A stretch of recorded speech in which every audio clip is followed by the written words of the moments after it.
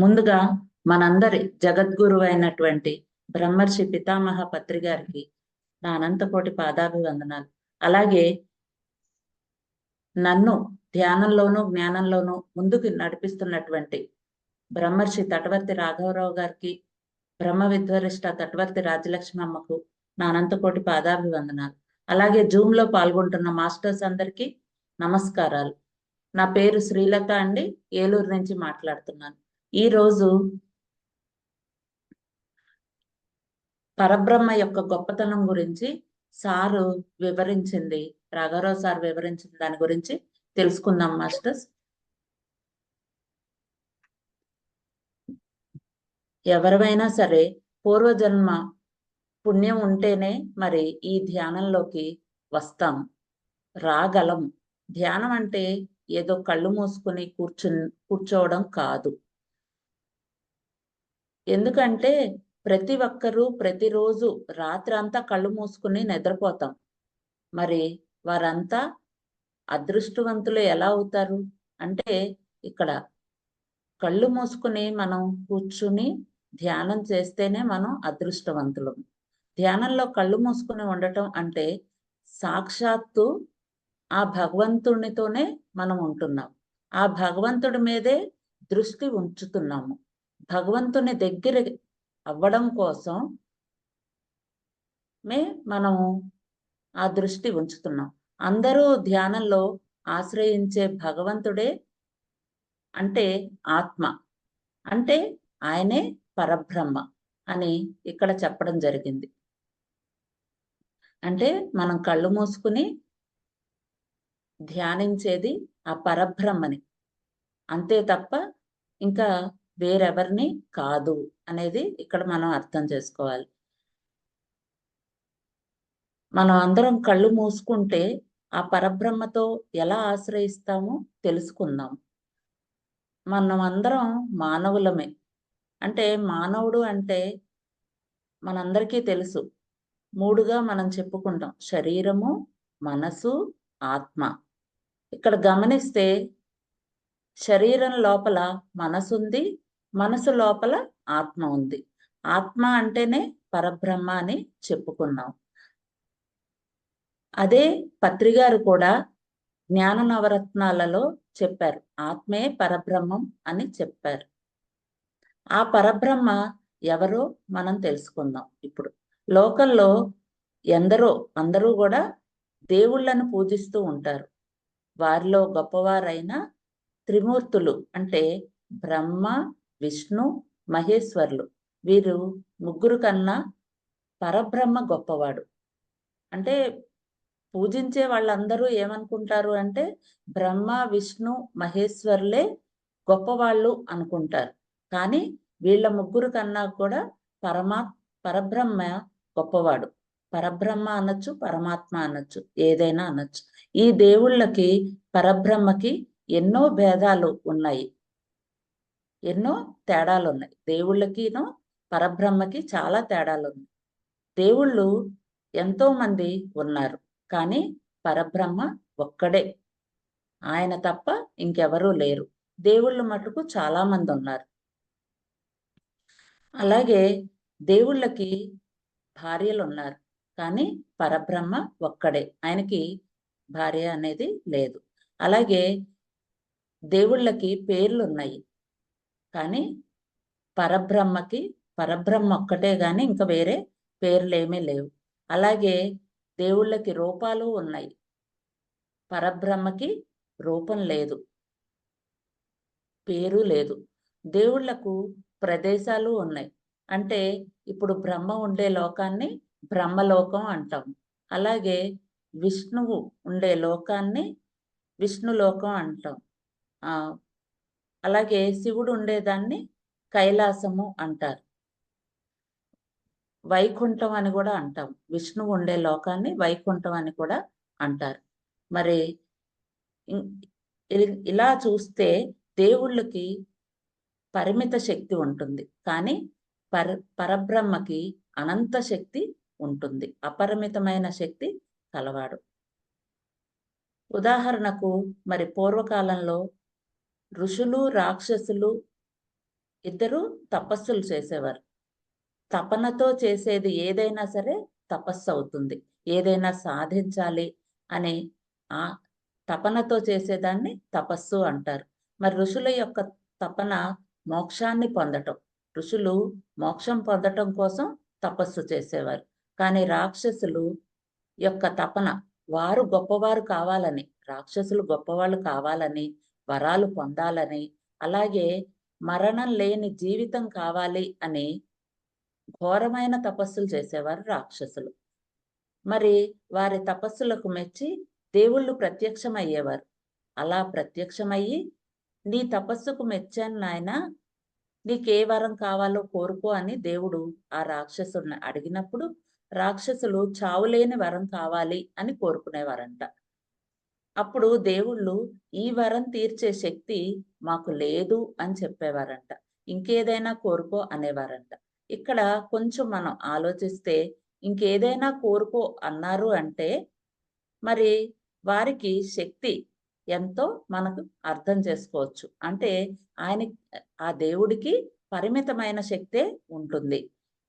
ఎందుకంటే వారి శక్తికి మించిన వారే ఆ పరబ్రహ్మ. దేవుళ్ళ కంటే శక్తి ఎక్కువగా ఉన్నవారే ఆ పరబ్రహ్మ.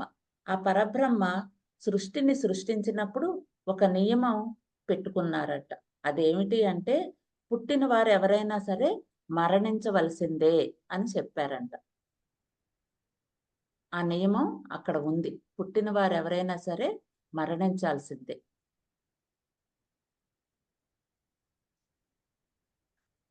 ఆఖరకు దేవుళ్ళైనా సరే మరి దేవుళ్ళు కూడా మరణం ఉంది అని చెప్పారు. ఆ పరబ్రహ్మ పెట్టిన నియమాన్ని అతిక్రమించడానికి ఆ దేవుళ్ళకు కూడా అధికారం లేదు. అంటే ఇక్కడ మనకి అర్థమవుతుంది దేవుళ్ళు పరిమిత శక్తి కలవారు అని చెప్పి. ఇక్కడ ఒక ఉదాహరణ చూసుకుంటే షిరిడి సాయిబాబా సచ్చరిత్రలో ఉన్నది ఏమిటి అంటే ఒక భక్తుడు దగ్గుతో బాగా బాధపడుతున్నాడు. ఆ దగ్గు తగ్గించమని సాయిబాబాను ప్రార్థించాడు. అతనికి ఆ దగ్గు తగ్గింది. కానీ ఆ దగ్గును బాబా తీసుకుని అతనికి తగ్గించాడు. ఆ దగ్గు యొక్క బాధని బాబా అనుభవిస్తాడు. పడ్డాడు. ఇక్కడ చూస్తే బాబా దేవుడే కదా! కానీ అతని దగ్గు తగ్గించవచ్చు కదా! కానీ తగ్గించలేక ఆ బాధను తాను తీసుకున్నాడు. ఎంతో శక్తిగల దేవుడే ఆయన. బాబా ఎంతో శక్తిగల దేవుడే. కానీ ఆయన భక్తుడికి దగ్గు తగ్గించాడు. కానీ అతను అనుభవించే కష్టాన్ని బాబా అనుభవించాడు. ఇక్కడ మనం గమనిస్తే అసలు ఆ భక్తుడికి దగ్గు ఎందుకొచ్చింది అని మనం ఆలోచించాలి. అంటే అతను చేసిన పాపం ఉంది కాబట్టి గతంలో ఎవరినో బాధ పెట్టాడు. కాబట్టి ఆ ఫలితమే ఇప్పుడు దగ్గు రూపంలో అతను అనుభవిస్తున్నాడు. ఒక రకంగా చెప్పాలి అంటే దగ్గుని అనుభవించడం కాదు, శిక్షని అనుభవిస్తున్నాడు. అంటే తాను చేసిన పాపానికి శిక్షను అనుభవిస్తున్నాడు. మరి అసలు శిక్ష ఎందుకు పడింది అంటే ఆ పరబ్రహ్మ నియమం. లోకంలో ఎవరు తప్పు చేసినా వారు ఆ శిక్షను అనుభవించాల్సిందే. అదే పరబ్రహ్మ యొక్క నియమం అన్నమాట. ఆ పరబ్రహ్మ యొక్క నియమాలు ఉల్లంఘిస్తే ఉల్లంఘించే శక్తి ఆ దేవుళ్ళకు కూడా లేదు. అంటే దేవుళ్ళ యొక్క శక్తి పరిమితమే. అందుచేత ఆ పరబ్రహ్మ వేసిన శిక్షను రద్దు చేసే అధికారం దేవుళ్ళకు లేదు. కానీ ఆ పరబ్రహ్మ మటుకు దేవుళ్ళకి ఒక చిన్న వెసులుబాటు ఇచ్చారంట. అంటే వాళ్ళు ఎవరికైనా భక్తుడికి తగ్గించాలి అనుకుంటే ఆ శిక్షను వాళ్ళు అనుభవించవచ్చు అని ఇచ్చారు. అందుచేత సాయిబాబా కూడా అదే ఇక్కడ ఫాలో అయ్యి భక్తుడికి తగ్గించి తాను ఆ శిక్షని అనుభవించాడు.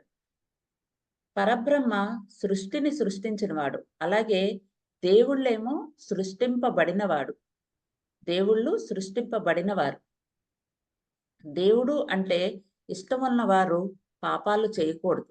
సృష్టి అనేది కొన్ని నియమాలు, ధర్మాలు, సిద్ధాంతాలతో నడపబడుతుంది. ఆ పరబ్రహ్మ ఏర్పాటును బట్టి నడపబడుతుంది. అందుచేత షిరిడీ బాబా ఆ ధర్మాలనే అమల్లోకి తీసుకొచ్చారన్నమాట. ఇప్పుడు మనం గమనిస్తే మన ప్రాపంచికంలో రాజ్యాంగాన్ని ప్రెసిడెంటు, ప్రైమ్ మినిస్టరు, మిగతా మినిస్టర్స్ ఎలా నడిపిస్తారో అలానే సృష్టిలో కూడా దేవుళ్ళు బ్రహ్మ, విష్ణు, మహేశ్వర్లు నడిపిస్తున్నారు. బ్రహ్మ అంటే సృష్టి చేసేవారు, విష్ణువు అంటే పోషించేవాడు, శివుడు అంటే లయం చేసేవారు. ఇవి అన్నీ శక్తులే. మరి ఈ అలాగే సత్య సాయిబాబా గారిని కూడా భక్తులు ప్రార్థిస్తారు. ఎంతో మంది ప్రార్థిస్తారనమాట. మా రోగాలు తగ్గించండి, మాకు ఇలా రోగంలోంచి బయటపడేయండి, ఇలా ప్రార్థిస్తారు. కానీ అలాంటి శక్తి ఆయనకే ఉంటే మరి ఆయనే రోగాలను తగ్గించవచ్చు కదా! కానీ మరి పుట్టపర్తిలో చాలా పెద్ద హాస్పిటలే ఆయన కట్టించారు, ఏర్పాటు చేశారు. అంటే ఆయన చేతిలో ఆ శక్తి, తగ్గించే శక్తి లేదు. మరి సత్యసాయి బాబా భగవంతుడని చాలామంది కొలుస్తారు, పూజిస్తారు. కానీ అక్కడ ఆయన చేతిలో ఏమీ లేదనే విషయం ఇక్కడ మనం అర్థం చేసుకోవచ్చు. కానీ చివర్లో కూడా ఆయన గూడా హాస్పిటల్‌లోనే మరణించారు. అంటే ఒకేళ ఆయనకి తగ్గించే శక్తి ఉంటే గనక మరి ఆయన కూడా తన రోగాన్ని తగ్గించుకోవచ్చు కదా! ఇక్కడ ఎవరి చేతుల్లో ఏ శక్తి లేదు అనే విషయం మనం గమనించాలి. ఇక్కడ దేవుళ్ళ యొక్క శక్తులు పరిమితం. కానీ ఆ పరబ్రహ్మ యొక్క శక్తి అపరిమితం అని తెలుస్తుంది. అలానే దేవుళ్ళ యొక్క జ్ఞానం కూడా పరిమితం. పరి పరబ్రహ్మ యొక్క జ్ఞానం అపరిమితంగా ఉంటుందన్నమాట. అందుకే ఈ సృష్టిలో మనం ఎంత నేర్చుకున్నా నేర్చుకోవాల్సింది ఉంటూనే ఉంటుంది అని పత్రిగారు మనకి ఎన్నో సార్లు చెప్తూ ఉంటారు. అమ్మ, సార్ కూడా అదే చెప్తారు. మనము ఎంత నేర్చుకున్నా ఇంకా నేర్చుకోవాల్సింది చాలా ఉంటుంది. వినయంతో ఉన్నప్పుడే ఆ జ్ఞానాన్ని మనం పొందగలము అని చెప్తూ ఉంటారు. ఉదాహరణకు మరి మనం గమనిస్తే శివుడు ఇంకా ధ్యానంలోనే ఉంటారు. దేవతలందరికీ ఆశ్చర్యం వేస్తది. అంటే బ్రహ్మ, విష్ణు, మహేశ్వర్లు గొప్పవాళ్ళు కదా!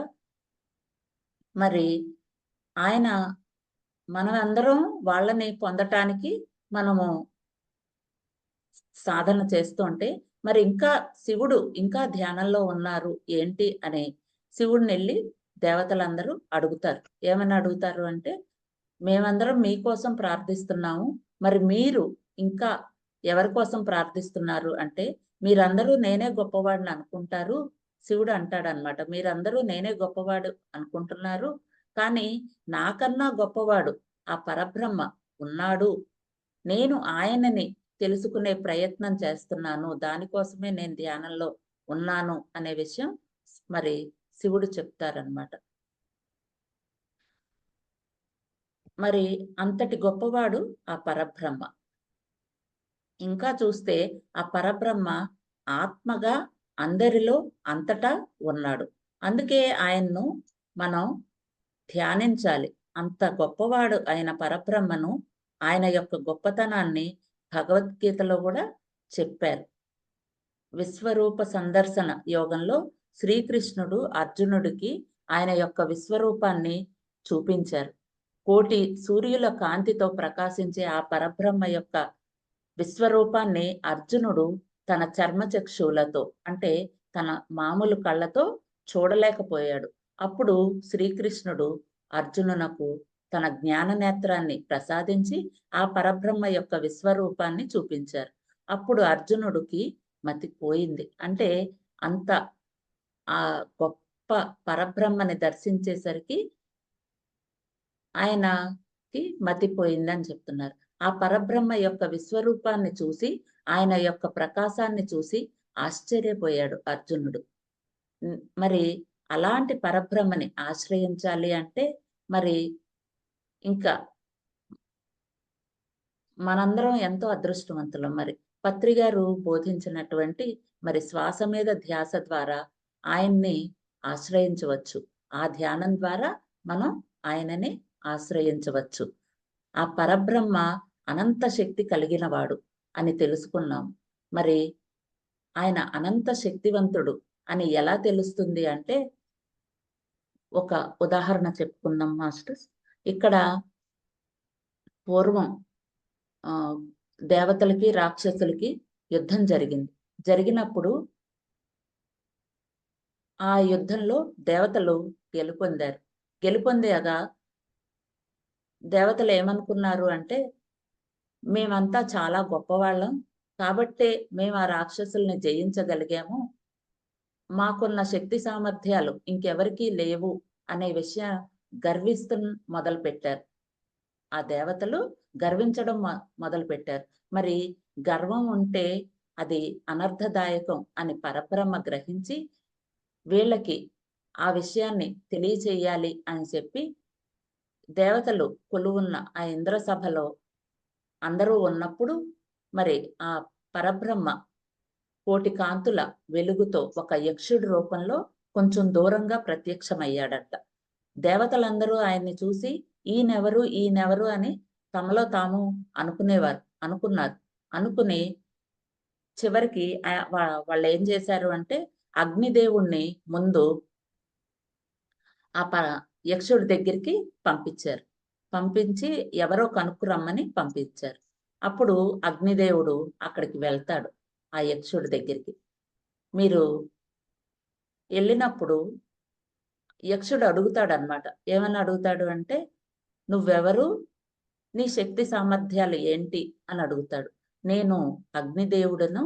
నేను భూమి మీద దేన్నైనా సరే మసి చేయగలను. అంటే కాలిపోతా ఏదైనా సరే నేను కాల్చివేయగలను అని చెప్తాడు అగ్నిదేవుడు.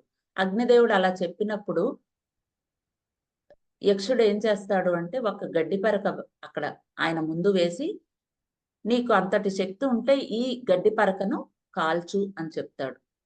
అయితే మరి అగ్నిదేవుడు తన శక్తియుక్తులన్నీ ఉపయోగించినా మరి ఆ గడ్డి పరకని కాల్చలేకపోతాడు. ఎంతో ప్రయత్నిస్తాడు కానీ కాల్చలేకపోతాడు. తల దించుకుని వెళ్ళిపోతాడనమాట. అప్పుడు దేవతలు ఏం చేస్తారు అంటే, వాయుదేవుడిని పంపిస్తారు యక్షుడి దగ్గరికి. అప్పుడు ఆయన వెళ్తాడు, వాయుదేవుడు వెళ్తాడు. వెళ్ళంగానే యక్షుడు అడుగుతాడనమాట, మీరెవరు? మీ సామర్థ్యాలేంటి? మీ శక్తి సామర్థ్యాలేంటి అని అడుగుతారు. అప్పుడు ఆయన నేను వాయుదేవుణ్ణి, నేను దేన్నైనా భూమి మీద ఎగరేయగలను, గాలికి మొత్తం అంతా ఎగిరిపోతుంది అని చెప్తారనమాట. నేను దేన్నైనా అంటే దాని స్థానాన్ని, దాని గమ్యాన్ని మార్చేయగలను, అంతటి శక్తివంతుడిని అని చెప్తారు. అయితే ఈ గడ్డి పరకని ఎగిరేటట్టు చెయ్యి అని చెప్తాడు యక్షుడు. మరి అలాగే ఆ వాయుదేవుడు కూడా తన శక్తి సామర్థ్యాలన్నిటినీ కూడా ఉపయోగించి ఆ గడ్డి పరకని ఎగురటానికి ప్రయత్నిస్తాడు. కానీ గడ్డి పరక కొంచెం కూడా కదలదు. ఎంతో ప్రయత్నిస్తాడు కానీ కదలదు ఆ గడ్డి పరక. అప్పుడు ఏం చేస్తాడు అంటే, తల దించుకుని వెళ్ళిపోతాడు. సరే, ఇప్పుడు వీళ్ళిద్దరూ ఏమీ చేయలేకపోయారు అని ఇంద్రుడిని పంపిస్తారు. దేవతలందరూ కలిసి మీరెళ్ళి మాట్లాడండి అని ఇంద్రుడిని పంపిస్తారు. ఇంద్రుడు రావటంతోనే మరి ఆయన అంతర్ధానం అవుతాడు. ఆ యక్షుడు అంతర్ధానం అవుతాడు, అంటే కనపడ్డు. తర్వాత పార్వతీదేవి ప్రత్యక్షమవుతుందన్నమాట. పార్వతీదేవి ప్రత్యక్షమయ్యి అయినప్పుడు ఈ దేవతలందరూ అడుగుతారు, అమ్మా ఇప్పుడు దాకా ఉన్న ఆయన యక్షుడు ఎవరు అని అంటే, ఆయనే పరబ్రహ్మ, సర్వశక్తివంతుడు, ఆయనే పరబ్రహ్మ.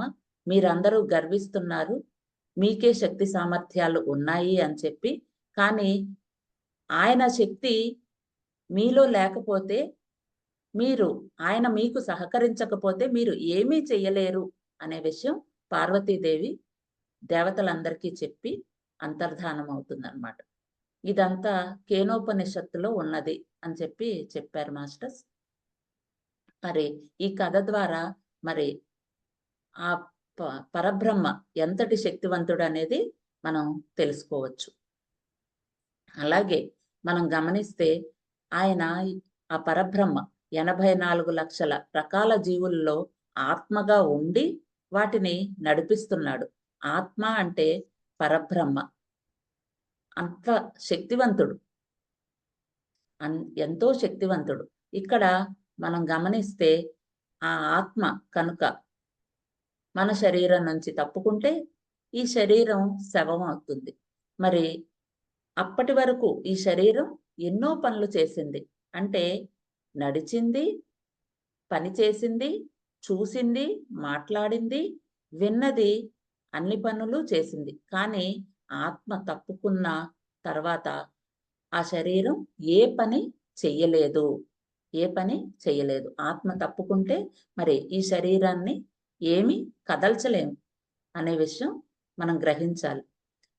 ప్రస్తుతం మరి ఇక్కడ మనం గమనిస్తే ఈ ప్రాపంచికంలో మరి గతంలో ఇన్ని హాస్పిటల్స్ లేవు. కానీ ఇప్పుడు మనం గమనిస్తే ప్రతి అవయవానికి ఒక స్పెషల్ డాక్టరు, ఒక హాస్పిటల్ ఉన్నాయి. అంటే ప్రతి అవయవాన్ని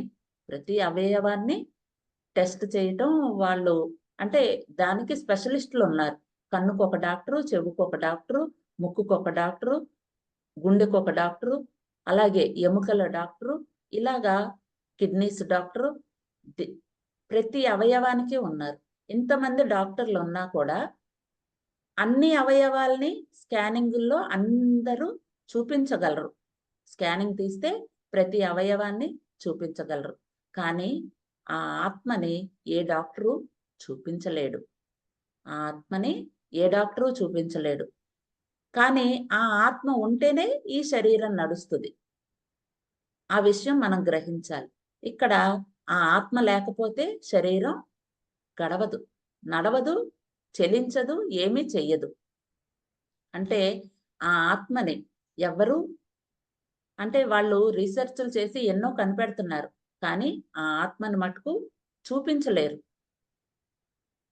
కానీ పత్రి గారు మనకి ఈ ఆ పరబ్రహ్మని ధ్యానించే మార్గాన్ని మనందరికీ చూపించారు. మరి ఆ సుభాష్ ఆసుపత్రిలో మటుకు ఆత్మ దర్శనం అంత తీవ్రంగా ధ్యానం చేస్తే మనం పొందవచ్చు అని మనం తెలుసుకోవాలి మాస్టర్స్. అంతటి గొప్ప పరబ్రహ్మ మరి మన శరీరంలోంచి తప్పుకుంటే మనం ఏమీ చేయలేము. మరి భూమి మీద ఉన్న 800 కోట్ల మంది మానవుల్లో ఎవరూ కూడా ఆత్మ తప్పుకున్న శరీరాన్ని బ్రతికించలేరు. ఆత్మ ఒకసారి తప్పుకుంటే ఆ శరీరాన్ని ఎవరు కూడా బ్రతికించలేరు. కానీ ఇక్కడ మనం గమనిస్తే ఆత్మ ఉన్న శరీరం ఎన్నో పనులు చేస్తుంది అని చెప్పుకున్నాం.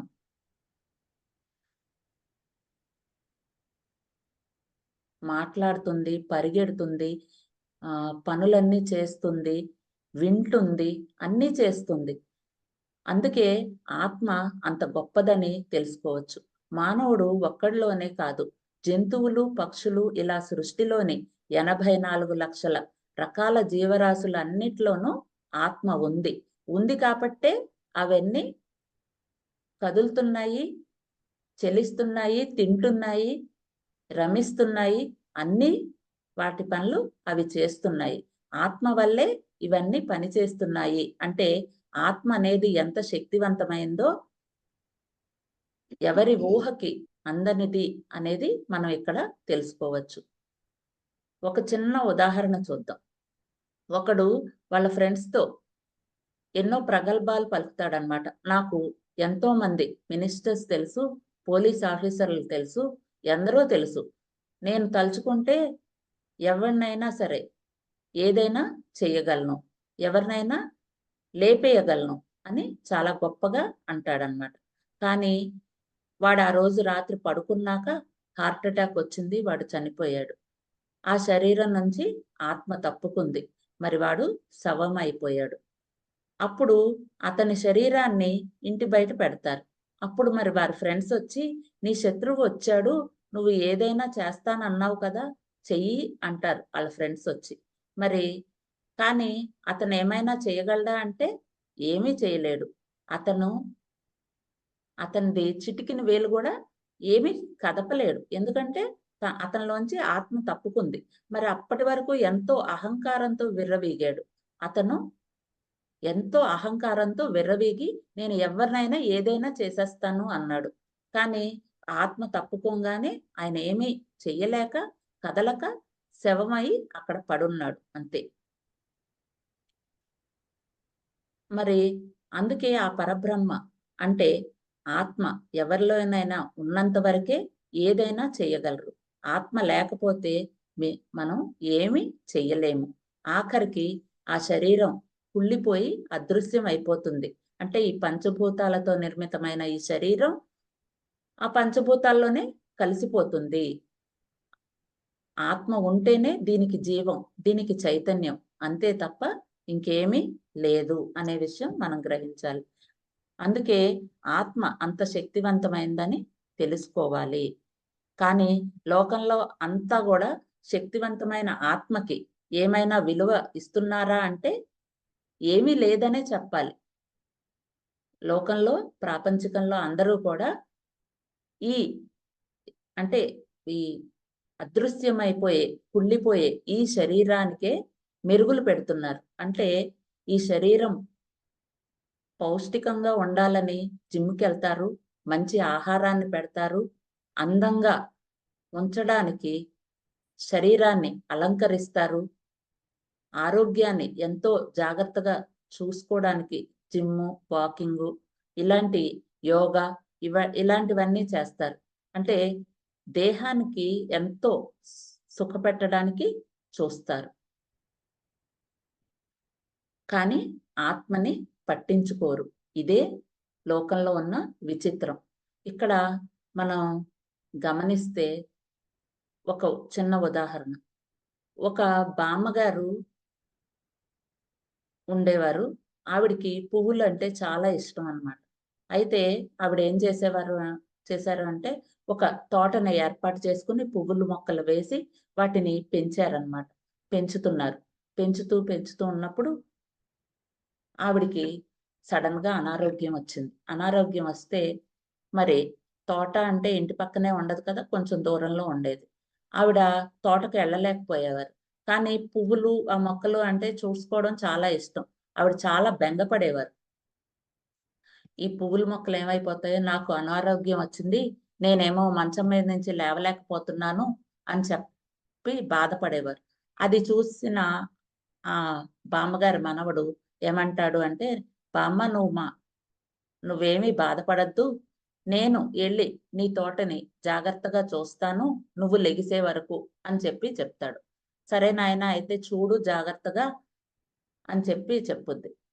ఈ మనవడు రోజు ప్రతిరోజు వెళ్తాడు తోటకి. వెళ్ళి ప్రతి చెట్ ప్రతి కొమ్మ నీళ్ళతో తడుపుతాడు. ప్రతి ఆకు నీళ్ళతో తడుపుతాడు. ప్రతి పువ్వు నీళ్ళతో తడుపుతాడు. అన్నీ ప్రతి ఆకు, ప్రతి కొమ్మ ఇలాగ ప్రతిరోజు చేస్తున్నాడు. ఎళ్తున్నాడు, చేస్తున్నాడు, వస్తున్నాడు. ఒక నెల రోజులయ్యేసరికి బామ్మగారికి ఆరోగ్యం కుదుట పడుద్దనమాట. అంటే ఆరోగ్యం కులాసాగా ఉంటది. ఆవిడ కొంచెం తగ్గంగానే ఇంక నేనెళ్ళి నా తోటని చూసుకోవాలి అని చెప్పి ఆవిడ కంగారు పడుతుంటే ఏం చేస్తారు అంటే ఆ బాబు, "సరే నేనే చేయిపుచ్చుకొని తీసుకెళ్తాను" అని చెప్పి మనవడు చేయిపుచ్చుకొని తీసుకెళ్తాడు. ఆ తోట దగ్గరికెళ్ళేసరికి బామ్మగారు ఆశ్చర్యపోతాడు. "ఏంట్రా నువ్వు చేసిన పని? ఈ తోట ఇలా అయిపోయిందేంటి?" అని ఆవిడ అంటారనమాట. "నువ్వు చెప్పినట్టు నేను చాలా జాగ్రత్తగానే చూసుకున్నాను. నేను ప్రతిరోజు వచ్చాను. ఇలాగ ప్రతి కొమ్మని తడిపాను. ప్రతి ఆకుని తడిపాను. చాలా జాగ్రత్తగా ప్రతి పువ్వుని చూసుకున్నాను" అని చెప్తూ ఉంటాడు. కానీ అక్కడ మొక్కలన్నీ వడిలిపోయి ఉంటాయి.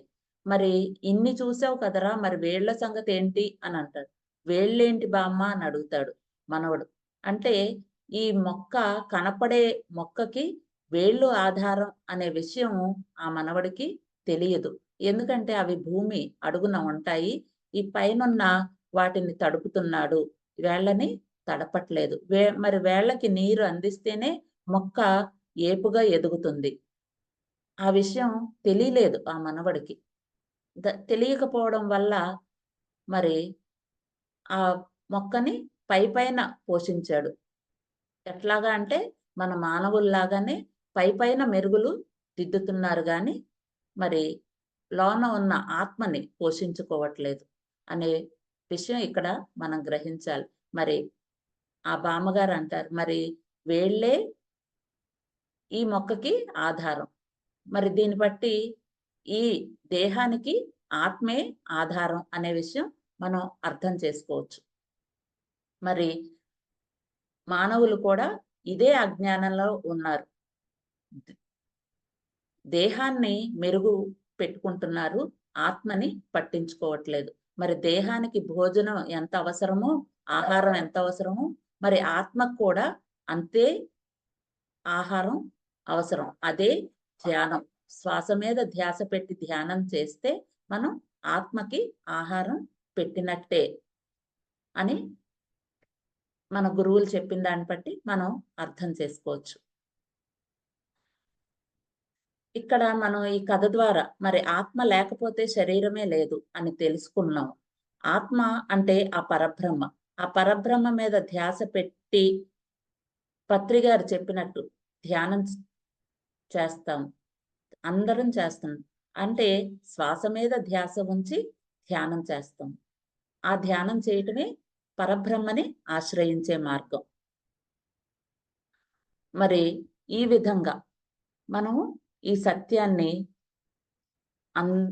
తెలుసుకోవాలి. ఆ పరబ్రహ్మ అంత శక్తివంతుడు. ఆ పరబ్రహ్మని ఆశ్రయించే మార్గమే మరి మనము ప్రతిరోజు జూమ్‌లో రాఘవరావు సార్ జూమ్‌లో జాయిన్ అయ్యి ధ్యానం చేస్తున్నాం.